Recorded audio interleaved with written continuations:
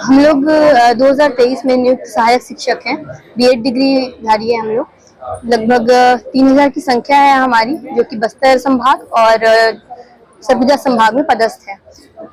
हमारी जो नियुक्ति है वो पूरी प्रक्रिया के तहत हुई है, जिसमें कि नोटिफिकेशन लगभग मई 2023 को निकाला गया था। मेरिट जारी हुई जुलाई को और उसके बाद में 25 सितंबर के लगभग हमारी काउंसलिंग की प्रक्रिया पूर्ण हुई और हम अपने जो भी पदस्थ जहाँ जहाँ जिले हैं वहाँ पर उस समय से लेकर के अभी तक अपनी सेवा दे रहे हैं। लेकिन अभी सुप्रीम कोर्ट ने हमारी जो बीएड जितने भी डिग्रीधारी है उन लोगों को हटा करके उनके स्थान पर डीएड जो है उन लोगों को नियुक्ति देने की बात कही गई है।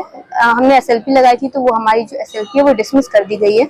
तो इसका प्रभाव ये होगा कि जितने भी 2900 परिवार है, 2900 कैंडिडेट हैं और उनसे जुड़े परिवार हैं, क्योंकि हमारी पूरी आजीविका का साधन अभी एक सरकारी जॉब था। सरकारी जॉब क्योंकि सभी जितने भी कैंडिडेट हैं वो लगभग 4, 5, 6 सालों से इसी की तैयारी में लगे हुए होते हैं कि एक दिन सरकारी जॉब मिलेगी तो हमारी जो आगे की लाइफ है वो सुगम हो जाएगी और एक सिक्योरिटी भी रहेगी। तो इसीलिए बहुत सारे जो साथी है हमारे वो दूसरे गवर्नमेंट जॉब छोड़ करके भी यहाँ आए हैं और बहुत सारे अभी चैलेंजेस अगर हमें निकाल दिया जाता है तो हमें फेस करने पड़ेंगे।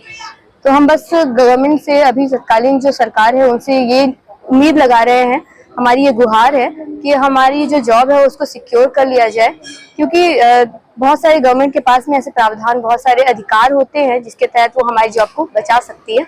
तो बस इसी के लिए हम जितने भी मंत्रीगण उनसे मिल रहे हैं और उनसे अपनी बात रखने की कोशिश कर रहे हैं। आश्वासन की बात करूं तो उतना कुछ आश्वासन अभी मिला है, पर उतना पुख्ता आश्वासन नहीं मिल पाया है जो हम चाह रहे हैं, क्योंकि एक बार अगर जॉब में आकर के निकाल दिए जाते हैं तो सभी की मानसिक स्थिति मानसिक रूप से प्रताड़ित हो जाएंगे, ऐसा बोल सकते हैं। अभी हमारा खुद की स्थिति ऐसी है कि जैसे हम इधर उधर भटक रहे हैं, तो हमारे बीच की एक जो मैम है, क्योंकि बहुत ज्यादा डिस्टर्ब हो चुके हैं मेंटली, तो सड़क दुर्घटना में उनकी मौत भी हो गई। तो बहुत आसान नहीं होगा ये जॉब छोड़ना, तो हम बस चाह रहे हैं कि गवर्नमेंट हमारी जॉब बचा ले। मेरा नाम भावना बसोने है, सहायक शिक्षक कांकेर जिले में पदस्थ। सर, मेरा सरकार से ही अपील है कि मैं एक आदिवासी छात्रा हूँ, एसटी से बिलोंग करती हूँ और मैं रहने वाली मैनपाट की हूँ, पदस्थ बस्तर में हूँ। मेरे पेरेंट्स नहीं है, दोनों गुजर चुके हैं, फिर भी मैं पढ़ाई करके इस मुकाम तक पहुंची हूँ। तो प्लीज मेरे को न्याय मिले। मैं यही चाहती हूँ कि मेरे माँ बाप भी नहीं है और मैं कैसे जीवन यापन करूँ। जो भी सरकारी नौकरी मिला था वो भी छीन जा रहा है, इसलिए हर सरकार से अपील करती हूँ कि हमको न्याय मिले। हम ना बीएड के पक्ष कुछ बोल रहे हैं ना अपने पक्ष, दोनों को बीच में रख के उसके लिए कुछ समाधान ढूंढे। शासन से हम न्याय चाहते हैं मैम। हम पदस्थ है तो हमको ना निकालें, हमको यूं बनाए रखें, वो भी सुप्रीम कोर्ट का आदेश का पालन करते हुए हमें कहीं समायोजित करें और आश्वासन दें। हमको अभी संतुष्टि भरी आश्वासन भी नहीं मिल रहा है, इसलिए हम शायद सरकार, वो भी आदिवासी हैं और मैं भी आदिवासी हूँ। आदिवासी लोग को कितना मुश्किल से पढ़ते हैं, घर वाले पढ़ने नहीं देते हैं, जल्दी से शादी कराना चाहते हैं। मेरा खुद ऐसे प्रॉब्लम था, इसके बावजूद भी मैं घर वाले से लड़ के पढ़ी और आज एक सरकारी नौकरी मिली, वो भी ऐसे हो रहा है। इसलिए शायद सरकार, एक वो भी एसटी है, इसलिए उनसे अपील करती हूँ कि हमारी नौकरी भी बरकरार बनाए रखें या तो हमको कहीं समायोजित करें। मेरा नाम चुनंती बड़ा है, मैं बस्तर में पोस्टेड हूँ, रहने वाली मैनपाट की हूँ। क्या यहाँ विधायक जी से मिलने आए हैं, किस मुद्दे पर वो बताइए।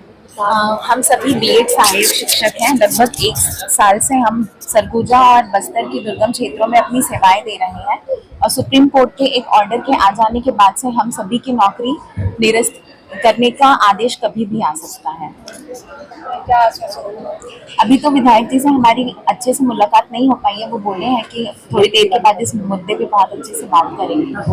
बाकी हम क्या चाहते हैं? हम बस यही चाहते हैं कि सरकार हमारे लिए कोई रास्ता निकाले, बीच का रास्ता निकाले और हमें कहीं और समायोजित करे। ऐसे बहुत सारे पद होते हैं जहाँ पे हमारी योग्यताओं के अनुसार हमें समायोजित किया जा सकता है। तो बस हम यही उम्मीद करते हैं कि सरकार हमारे लिए बीच का कुछ रास्ता निकाले। अपना परिचय दे दो।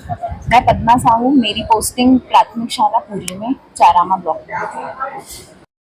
18 से 23 के बीच में बहुत सारे करोड़ों बीएड के छात्र हैं जो देश में बीएड किए हैं, क्योंकि आप स्वाभाविक सी बात है कि जो व्यक्ति बीएड करने के बाद यदि प्राइमरी टू 12th तक यदि उसको एलिजिबिलिटी मिलेगा तो हर आदमी बीएड ही करेगा, स्वाभाविक है। तो हमने भी वही नोटिफिकेशन देख के हमने बीएड किया, सारी मतलब वैकेंसी आई और हमने एग्जाम दिया, हमारा सिलेक्शन हुआ, मेरिट रैंक आके हम लोग क्लाइंट होके अभी तक नौकरी कर रहे हैं। अभी आप नौकरी कर रहे तो आपको नोटिफिकेशन आ गया है कि आप लोग अभी नहीं करोगे? सरकार की तरफ से अभी तक हमको लेटर नहीं जारी हुआ है, परंतु सुप्रीम कोर्ट का आदेश है तो उनका मतलब कहना यह है कि उसको मानना ही पड़ेगा। और हम उन लोग आश्वासन दे रहे हैं, नेता मंत्री लोग आश्वासन दे रहे हैं कि हम बीच का रास्ता निकालेंगे, लेकिन अभी तक वो बीच का रास्ता क्या है हमको नहीं पता है। अच्छा, कुछ ना कुछ उम्मीद है, कुछ ना कुछ उम्मीद है आप लोग? उम्मीदें हैं मैम, क्योंकि सरकार के पास असीम पावर होती है और ये चूंकि राज्य सरकार का ही विषय है शुरू से ही। यही हाई कोर्ट, सुप्रीम कोर्ट जो जज हैं महोदय लोग, उन लोग इसी चीज़ों पे कई बार वो दिए हैं कि जो भर्ती प्रक्रिया है विज्ञापन आने के बाद बीच में उसका जो प्रक्रिया है उसको संशोधन नहीं किया जा सकता। यही भर्ती प्रक्रिया संविदा वालों के लिए बोला जाता है कि इनकी आजीविका का सवाल है, हमको उनके साथ रहना पड़ेगा, उनके साथ यदि हम नहीं खड़े होंगे तो कौन खड़ा होगा। अब आप बताइए कि हम रेगुलर भर्ती वाले हैं, हर चीज़ को फॉलो अप करने के बाद वहाँ चयनित हुए हैं, 1 साल से जॉब कर रहे हैं, हमारा 1% गलती बताया और हमको निकाले, हमको वो चीज़ मंजूर होगा। लेकिन अभी तक हमारा 1% भी कहीं पे गलती नहीं है और हम साल भर से ये चीज़ें भोग रहे हैं। और इवन 3000 लोगों में से हम लोग लगभग 1000 लोग ऐसे हैं जो जॉब छोड़ के आए हैं। मैं खुद नबार्ड रायपुर ऑफिस में कार्यरत था और मतलब अच्छी तरीके से जॉब ठीक हो रहा था। और उसके बाद मतलब स्वाभाविक सी बात है, वो एक प्राइवेट जॉब था और गवर्नमेंट जॉब हर किसी का सपना रहता है या सर।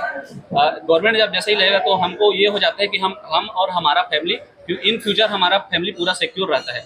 ये सोच के हम जॉब को, दूसरे प्राइवेट जॉब को, अच्छा खासा प्राइवेट जॉब को, हम स्टूडेंट सेक्टर में आने के बाद हमको ये चीज़ें देखने को नहीं मिलेगी। लेकिन हमारा ऐसा दुर्भाग्य है, शुरू से हम उस चीज़ों को झेलते आ रहे हैं साल भर से और अभी भी पीस रहे हैं। अपना परिचय दे दीजिए। मेरा नाम रूपनारायण पटेल है। मैं अभी वर्तमान में बकावंड ब्लॉक के बड़े देवड़े स्कूल में पदस्थ सहायक शिक्षक।